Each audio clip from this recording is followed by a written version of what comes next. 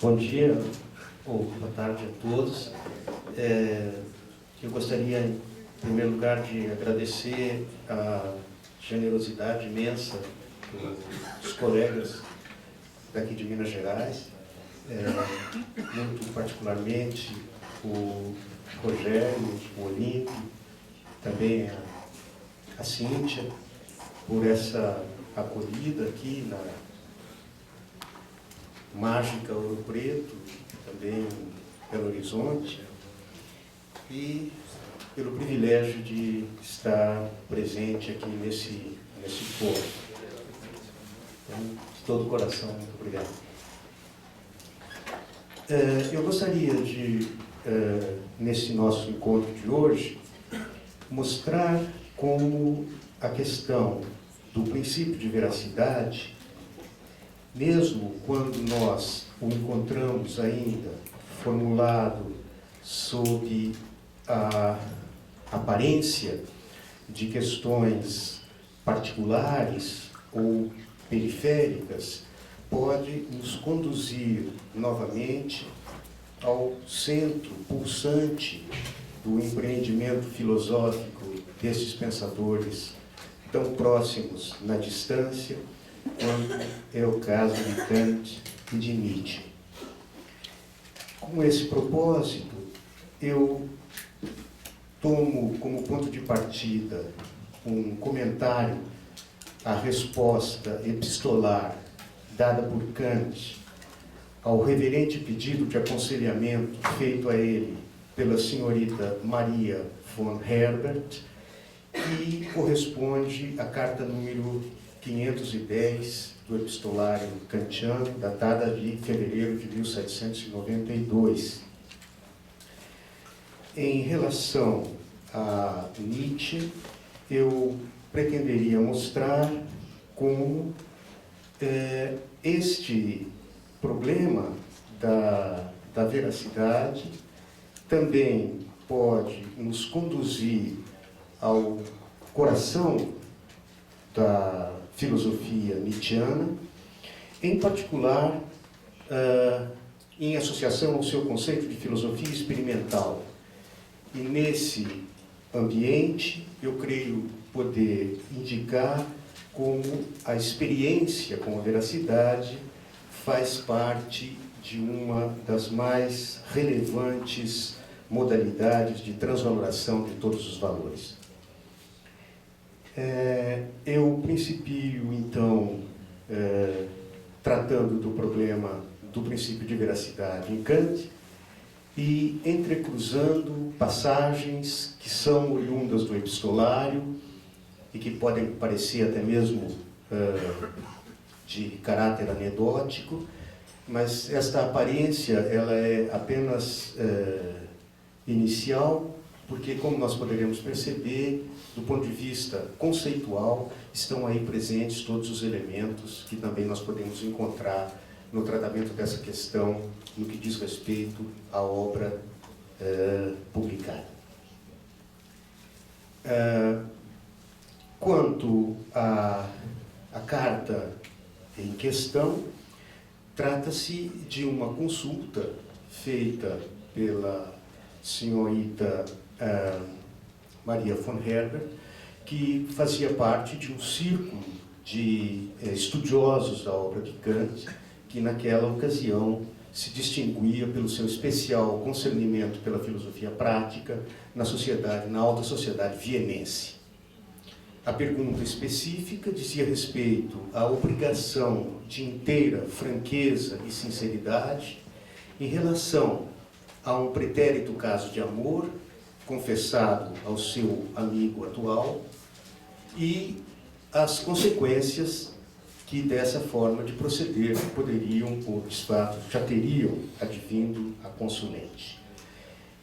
Nesta carta, nessa troca de correspondência, nós podemos encontrar, por exemplo, a presença, dentre várias outras indicações, da ideia da nódoa podre do gênero humano, a mentira como nódoa podre do gênero humano, que nós encontramos também no texto o anúncio de uma próxima conclusão de um tratado de paz perpétua na filosofia. Eu Começo, então, pela citação deste último texto mencionado. A mentira, proveniente do pai das mentiras, por meio de quem tudo o que é mal veio ao mundo, sabemos aqui, obviamente, a alusão bíblica dessa passagem, é a autêntica mancha podre na natureza humana. Ainda que, ao mesmo tempo, o tom da veracidade seja o tom habitual, principalmente no que concerne ao suprassensível. O mandamento não deves mentir, ainda que seja na mais piedosa das intenções, assumido da forma mais íntima como princípio na filosofia, entendida como doutrina da sabedoria, poderia não somente efetivar nela a paz perpétua, como também assegurá-la para todo o futuro.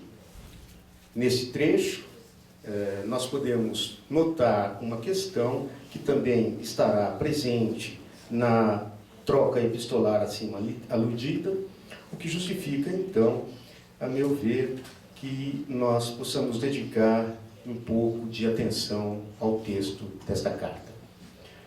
Cito: é desconhecido por mim, escreve Kant, o vosso relacionamento para com o objeto amado, cuja maneira de pensar tem de ser tão autêntica quanto cheia de veneração pela virtude e pelo espírito da mesma, a honestidade.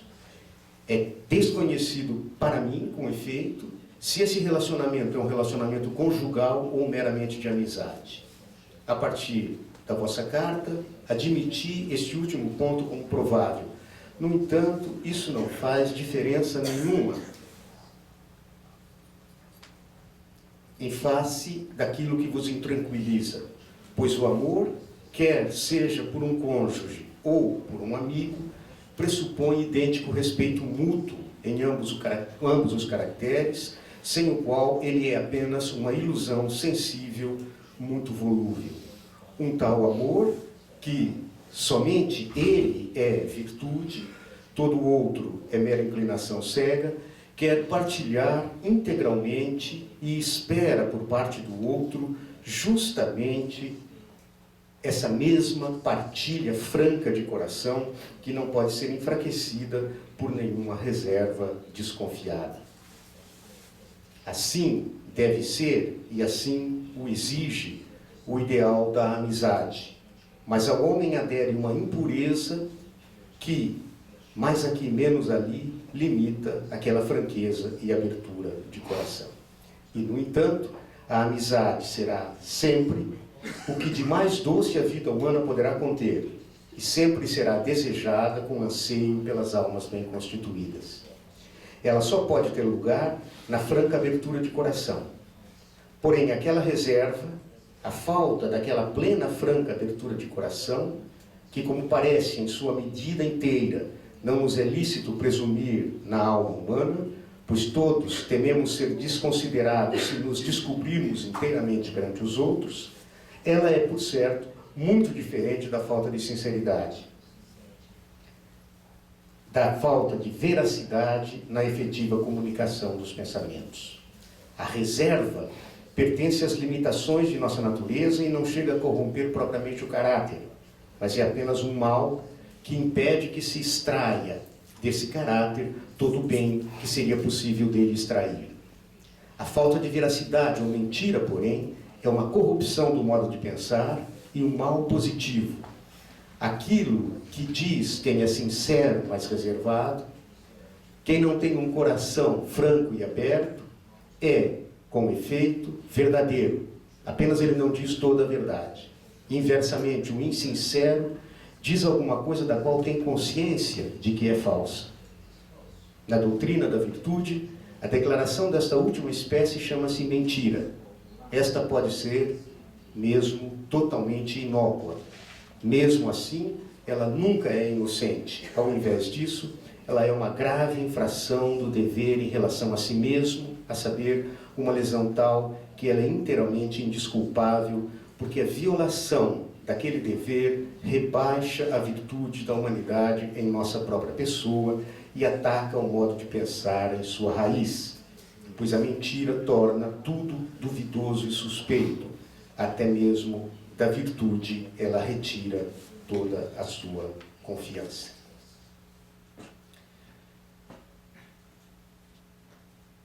Eu vou apenas me limitar mais a um pequeno trecho dessa carta. Kant vai dizer: o valor da vida é consideravelmente sobreestimado ao ser medido por aquilo que de bom podemos obter dos outros homens. Porém, se o medimos pelo bem que nós mesmos somos capazes de fazer na vida, ela é digna do maior respeito, esforço para conservá-la e empregá-la exitosamente para bons fins. Como costuma acontecer nos sermões, vós encontrais aqui, minha cara amiga, ensinamento, castigo e consolo. Peço-vos que vos demoreis mais nos 2 primeiros do que no último, pois, se aqueles produzirem seu efeito, é certo que o último também deixar-se-á encontrar por si mesmo, junto com o perdido contentamento pela vida.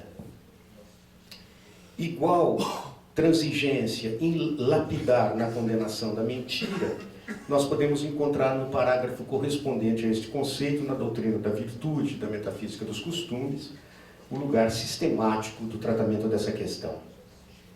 A maior violação do dever de um ser humano em relação a si mesmo, na medida em que o ser humano é considerado aqui como um ser moral, consiste justamente no contrário da virtude, a mentira. E, nesse sentido, Kant remete a Salustio, e eu gostaria de destacar esta remissão: ter uma coisa calada no coração e outra na ponta da língua.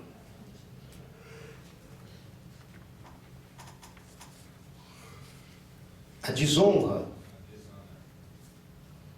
isto é, tornar-se objeto do desprezo moral, cito Kant, acompanha o mentiroso como a sua sombra. A mentira pode ser externa, mendacium externo, ou também interna. Por meio da primeira, alguém se torna aos olhos dos outros um objeto de desprezo. Por meio da última, o que é ainda mais, torna-se aos seus próprios olhos um ser desprezível e fere a dignidade da humanidade em sua própria pessoa. A mentira é a rejeição e como que a aniquilação da própria dignidade humana. Um homem que não acredita ele mesmo naquilo que diz a outra, ainda que este fosse meramente uma pessoa ideal, tem um valor ainda menor do que se fosse apenas uma coisa. Pois alguém poderia fazer algum uso de tal propriedade, de uma coisa, por ser algo efetivo e dado. Mas a comunicação a alguém dos próprios pensamentos, por meio de palavras que propositadamente contêm o contrário daquilo que o falante pensa ao enunciá-las, é um propósito diretamente contrário à finalidade natural da nossa faculdade de comunicação de pensamentos. E com isso é uma aniquilação de sua personalidade e produz uma mera aparência enganosa de ser humano, mas não o próprio homem. A veracidade nas declarações torna-se também sinceridade. E quando essas declarações são ao mesmo tempo promessas, é chamada honestidade. Em sentido geral, porém, é denominada retidão. Fim de citação. É nesse mesmo contexto que eu gostaria de mencionar brevemente a controvérsia entre Benjamin Constant e Immanuel Kant, tal como ela aparece no célebre panfleto sobre um pretenso direito de mentir por filantropia. Desde os primeiros movimentos do seu texto, Kant percebe que o punctum saliis em jogo é a relação entre moralidade, direito e política. E com isso, aquilo que se põe em questão é a salvaguarda dos interesses fundamentais do gênero humano. No artigo, Kant dedica boa parte do texto ao exame da questão e começa por colocar o problema da mentira intencional ou propositada justamente em termos de risco social ou político, na medida em que o incomoda especialmente uma passagem do texto de Benjamin Constant, que eu cito. O princípio ético, dizer a verdade é um dever, se for admitido incondicionada e isoladamente, tornaria impossível qualquer sociedade. Temos a prova disso nas consequências muito imediatas que um filósofo alemão extraiu desse princípio, O filósofo alemão, obviamente, aqui é Kant, indo tão longe ao ponto de afirmar que seria um crime a mentira em relação a um assassino que perguntasse ao nosso amigo, perseguido por ele, se ele não estaria refugiado em nossa casa. Fim de citação. Percebemos aqui o ponto fundamental do incômodo de Kant, a saber se o princípio da veracidade nas declarações não seria, em última instância, um princípio prático inexequível ou que colocaria em risco a própria existência da sociedade. O conceito de dever, para Constant, sendo inseparável do conceito de direito, não haveria, no caso, obrigação ou dever de veracidade, porque o assassino, que tem por finalidade matar alguém sob nosso teto, não teria nenhum direito à verdade. O problema colocado nesses termos implica para Kant um mal-entendido semântico preliminar. Mal-entendido semântico que Kant se aplica a desfazer, isto é, a vinculação entre direito e verdade nesse contexto. Se esse vínculo já seria inadequado, mais inadequado ainda seria a relação entre o direito e a mentira. Com efeito, argumenta Kant, sendo a verdade uma propriedade lógica de juízos objetivos, ter um direito à verdade é uma expressão sem sentido, pois não se pode equacioná-la em termos de meu e teu, como se alguém pudesse, como ocorre nas prerrogativas de direito, pretender estar objetivamente em posse da verdade. Ter um direito à verdade, escreve Kant, é uma palavra sem sentido.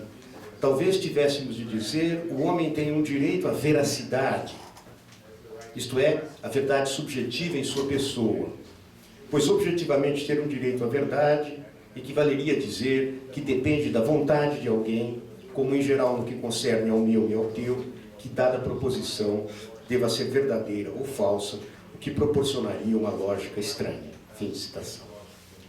Aquilo a que se pode ter direito, argumenta Kant, é a veracidade nas declarações, a cujo proferimento alguém se encontra subjetivamente obrigado, isto é, tem-se o direito de exigir que alguém seja veraz nas declarações a que está obrigado.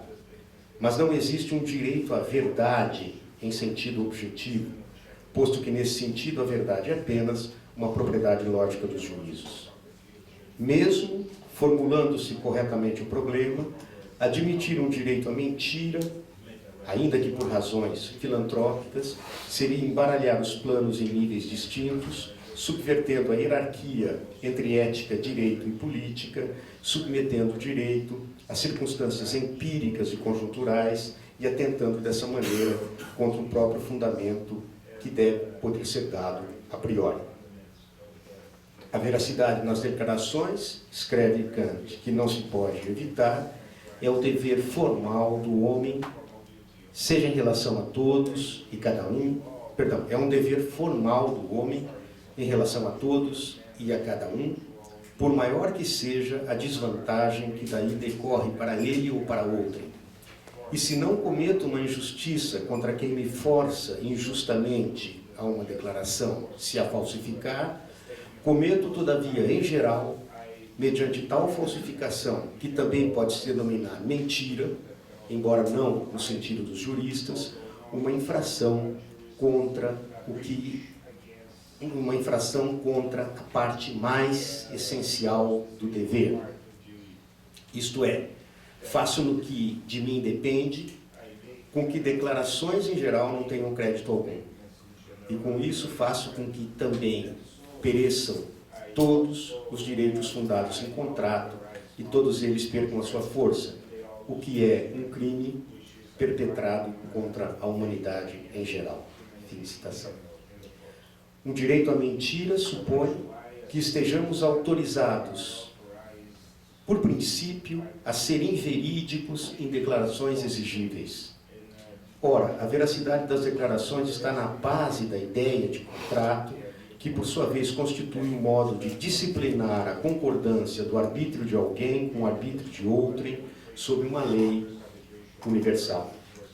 Estando a ideia do contrato essencialmente vinculada ao conceito de direito, e na medida em que a figura do contrato pressupõe a veracidade nas declarações como exigência incondicional, um direito à mentira, ou, em outras palavras, uma derrogação excepcional ou uma condição anteposta à obrigação incondicional da veracidade das declarações, afetaria o fundamento e a ideia do direito, a voluntária concordância da liberdade de cada um com a liberdade de todos, sob a égide da lei.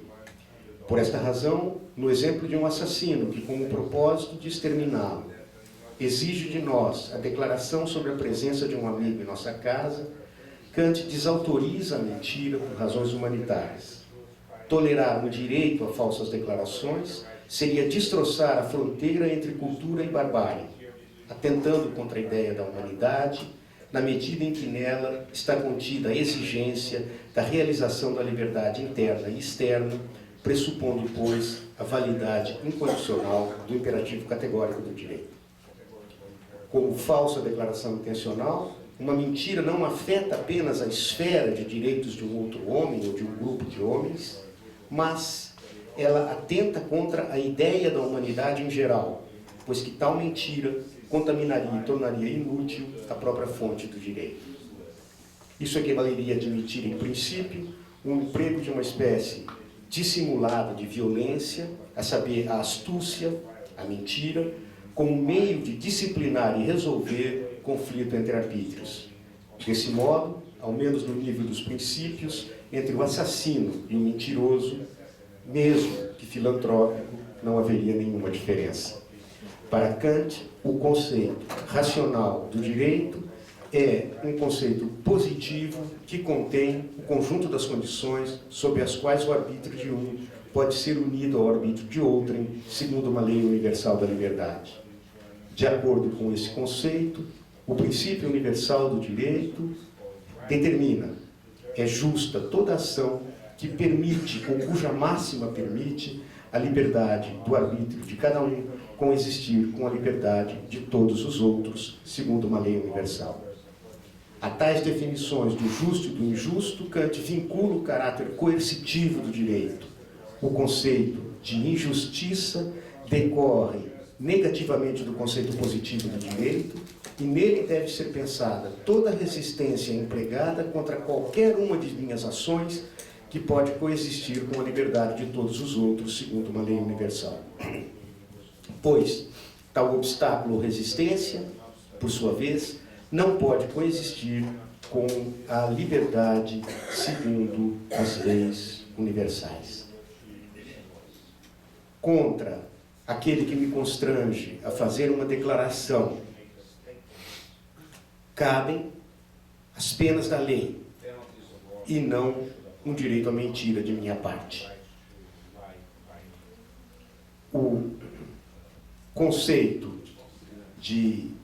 o princípio da veracidade é algo que é obtido segundo procedimentos a priori e que não pode ser submetido a princípios intermediários de aplicação, nem pode ser posto sob condição de conveniências sociais ou circunstâncias políticas, sob pena de rasgarmos com isso o pacto social e reconduzir os conflitos entre os arbítrios aos extremos da barbárie e do estado de natureza.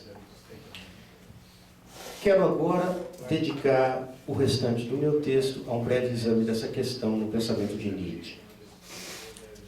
Para fazê-lo, gostaria de partir da diferença entre duas acepções fundamentais da mentira, a mentira consciente e a mentira inconsciente.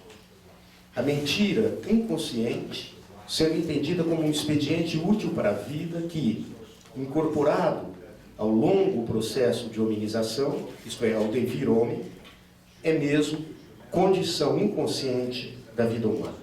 Cito Nietzsche: o intelecto, através de descomunais lances de tempo, não engendrou nada além de erros. Alguns deles resultaram úteis e conservadores da espécie. Quem topou com eles, ou quem os recebeu como legado, combatia o seu combate por si mesmo e por sua prole com maior felicidade. Tais errôneos artigos de crença, que eram sempre legados mais adiante, e afinal se tornaram quase o espólio e o fundo comum da humanidade, são, por exemplo, estes: que há coisas que duram, que há coisas iguais, que há coisas, matéria, corpos, que uma coisa é como aparece, que nosso querer é livre, que o que é bom para mim também é bom em si e para si. Só muito mais tarde vieram os que negavam e punham em dúvida tais proposições. Só muito mais tarde veio a verdade como forma menos forte de conhecimento. Parecia que com ela não se conseguia viver, nosso organismo era feito para o contrário dela.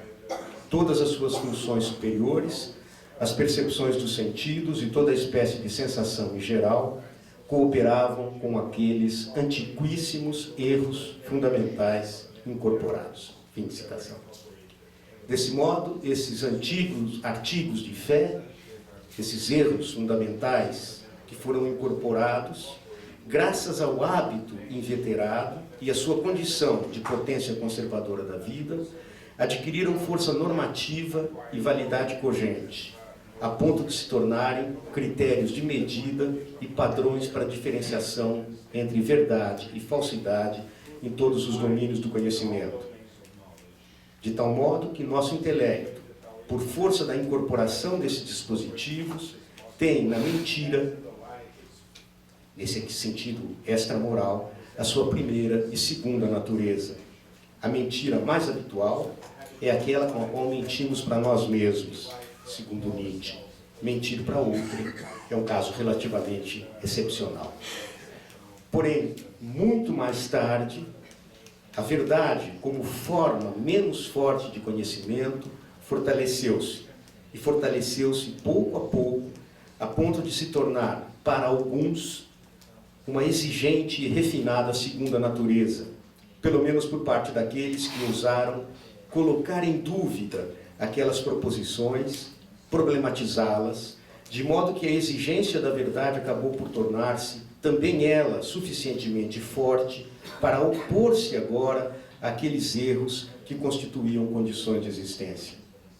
Na modernidade, aqueles que se ousaram problematizar os erros fundamentais incorporados são os ousados espíritos livres, herdeiros do esclarecimento, e a estes deixou de ser permitido o recurso à mentira.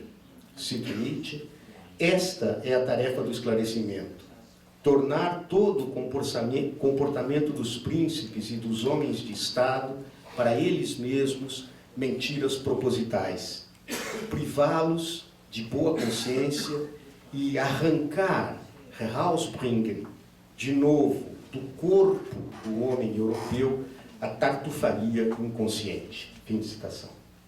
A partir desse grau de desenvolvimento da consciência filosófica, o cultivo da verdade consolidou-se como virtude, de modo que a probidade intelectual tem agora de denunciar toda forma de mentira.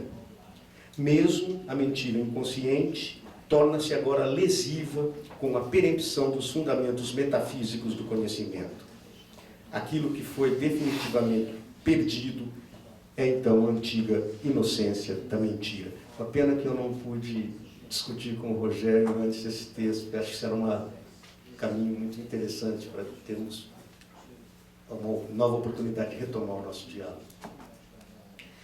A própria vontade de verdade a todo custo, a crença no valor absoluto e incondicional da verdade, submetida ao escrutínio da crítica genealógica, revela-se como uma forma refinada de mentira, a qual subjaz o núcleo espiritual da moralidade, a saber, a crença no incondicional. Aspas, é sempre ainda sobre uma crença metafísica que repousa a nossa crença na ciência, que também nós, conhecedores de hoje, nós, os sem-Deus e os antimetafísicos, também o nosso fogo nós o tiramos ainda da fogueira que uma fé milenar acendeu, aquela crença cristã, que era também a crença de Platão, de que Deus é a verdade e de que a verdade é divina. Mas, e se precisamente isso se tornar cada vez mais desacreditado? Se nada mais se demonstrar como divino, que não seja o erro, a cegueira, a mentira. Se Deus mesmo se demonstrar como a nossa mais longa mentira. Fim de citação. Também em Nietzsche, não se trata mais de uma escolha aleatória que poderia ser contornada. Não se trata de saber se o Herr Professor Nietzsche está enfermo novamente ou se convalesce. Trata-se de uma injunção a que se é submetido pela vontade de verdade e agora não se pode mais dissociar entre filosofia e vida, entre autor e personagem. Nesse sentido, filosofia é profissão e vocação, isto é, Beruf. Como filósofo, não se pode mais faltar com o dever de veracidade. Também aos novos filósofos do Ferigoso, talvez, fala a esse respeito um tu deves incondicional, ainda que anti-kantiano, que consiste em manter-se fiel à honestidade implantada e cultivada ao longo da história da humanidade, em particular por meio da retidão da consciência confessora dos primeiros cristãos. O filósofo digno desse nome, que também para Nietzsche é o gestor dos interesses fundamentais da humanidade, não é livre para furtar-se a esse último dever imposto pelo resíduo de moralidade nele tornada carne, sangue e espírito. Nisso, justamente, consiste a retidão da moderna consciência científica. E, portanto, dela se exige a denúncia na crença metafísica, na verdade, como valor incondicional. Isto é, como o derradeiro ato do nosso último refúgio de moralidade.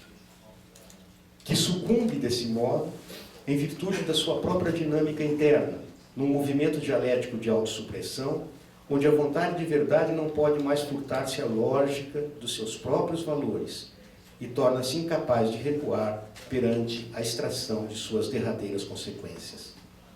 O resultado culmina na problematização da vontade de verdade e da moralidade que lhe é subjacente. Nietzsche descreve esse movimento epocal como, aspas, uma vitória final e duramente conquistada da consciência europeia, como o ato mais rico de consequências de uma disciplina de 2 milênios para a verdade, que por fim se proíbe a mentira de acreditar em Deus. Vê-se o que propriamente triunfou sobre o Deus cristão, a própria moralidade cristã, o conceito de veracidade, tornado cada vez mais rigorosamente, o refinamento de confessores da consciência cristã, traduzido e sublimado em consciência científica, em asseio intelectual a qualquer preço. Fim de citação. Nietzsche coloca sua filosofia inteira sob a égide desta exigência. Dar forma a esse antagonismo entre duas modalidades de verdade, entre aspas aqui, ambas pensadas agora como potências rivais. O pensador torna-se o próprio campo de batalha entre a nova exigência da verdade e aqueles antiquíssimos erros incorporados como condição de existência. Isto é, o pensador é o campo de batalha entre a nova e a velha verdade. Filosofia é doravante para Nietzsche a forma por excelência desse experimento. Cito: o conhecimento tornou-se, pois, um pedaço da própria vida e, como vida, uma potência em constante crescimento.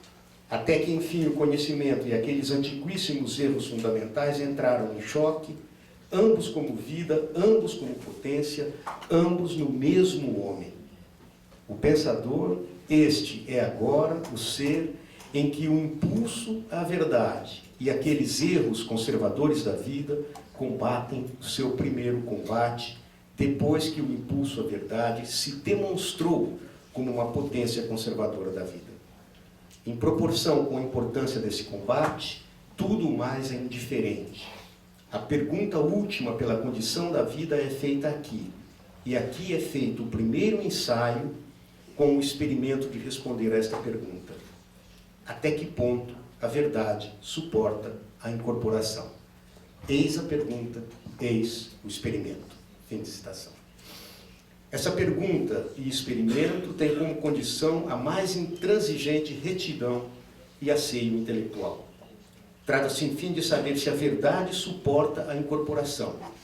Pois o importante aqui é uma questão em que a própria vida é o elemento que se encontra em jogo, sendo o pensador o médium do conflito em que, dos dois partidos interiorizados, vale dizer, incorporados, os dois são ambos vida e são, portanto, ambos potência.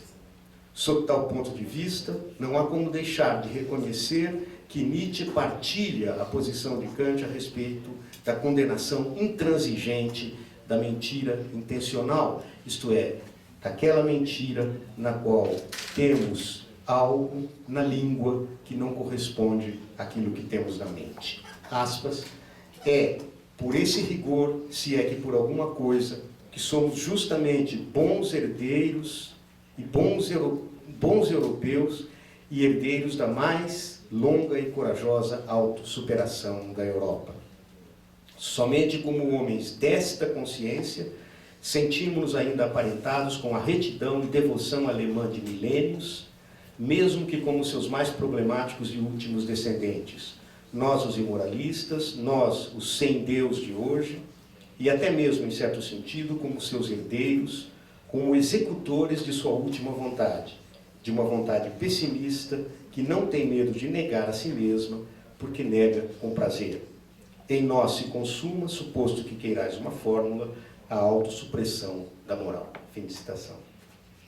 Como foi dito acima, em proporção com a importância deste combate, tudo mais se torna indiferente, pois aqui se consuma a mais extrema transvaloração de todos os valores, pois o que se encontra também em jogo, indicado pelo próprio termo incorporação, Einverleibung, é a própria filosofia do corpo como grande razão, ou como a grande razão do corpo, como pensa Nietzsche.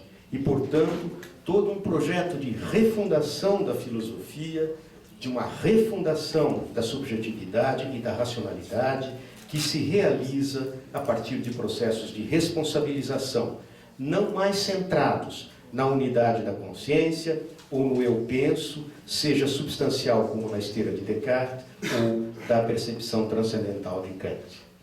Trata-se da reversão das estimativas tradicionais de valoração que opunham arte e ciência.